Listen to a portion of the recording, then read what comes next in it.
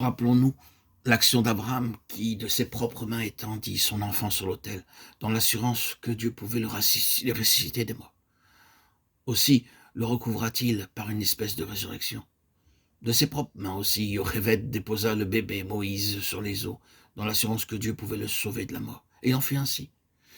N'avons-nous pas dans ce fait comme préfiguré l'histoire merveilleuse de la rédemption? La sentence de mort était passée sur nous tous, mais Jésus a goûté la mort à notre place. Il est devenu l'arche où se trouve en sécurité et racheté.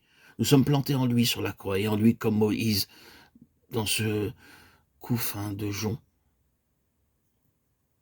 Nous sommes sauvés des eaux, de la destruction, pour vivre d'une vie nouvelle, ayant reçu l'esprit d'adoption par lequel nous devenons fils et filles du Tout-Puissant.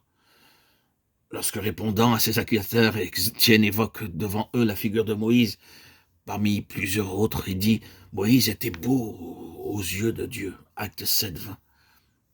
Ainsi en est-il de l'âme rachetée, sauvée de la destruction par le Rédempteur et pour lui. À la nouvelle création, en lui, le Seigneur dit « Tu es belle, ma bien-aimée ».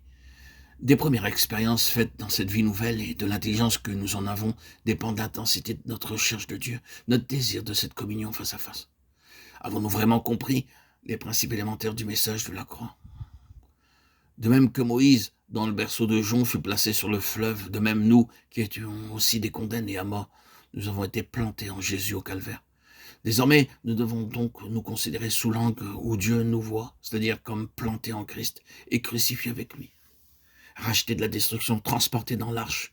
Christ, nous sommes de nouvelles créatures et sommes appelés à marcher en nouveauté de vie. Dans toutes les Écritures, nous retrouvons cet enseignement sous des formes diverses. Dieu emploie l'histoire d'image pour annoncer le calvaire. Le déluge du temps de Noé préfigure le jugement et la sentence de mort prononcée sur l'ancienne création.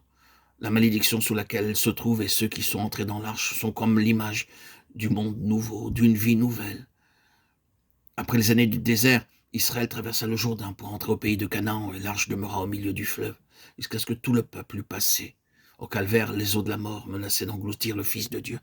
Elles l'environnèrent, l'enveloppèrent, et nous, les maudits, nous mourrons avec lui. Quand la fille de Pharaon vit le bébé, elle fut saisie de compassion, elle l'adopta, elle le nomma Moïse, tiré, sauvé des eaux. Et ce fut le fait initial qui devient comme la caractéristique de la vie de celui que Dieu a choisi.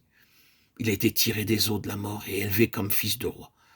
Quand il est grand, Dieu l'attire au désert, l'enlevant à son milieu mondain. C'est la vie du désert, seul avec Dieu. Puis Dieu le retire de la solitude, il le choisit comme instrument pour faire sortir Israël d'Égypte. Enfin, Moïse est attiré, appelé hors du camp, sur la montagne de Dieu, et par la suite attiré hors du monde, jusque dans le sein même de Dieu.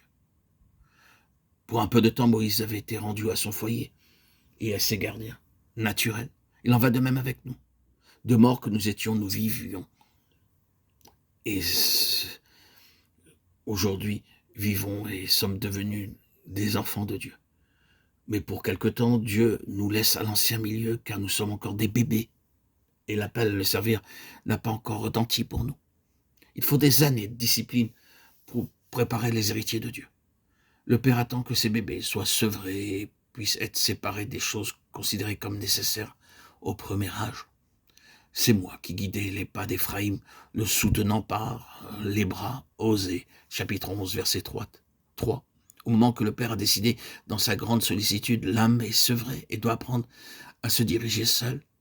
Ceci peut provoquer bien des larmes, puis comme un enfant affligé, le disciple décide de s'en remettre pour toute chose à la volonté divine. Et il dit avec le psalmiste, « N'ai-je pas soumis et fait taire mon âme comme un enfant sevré fait avec sa mère?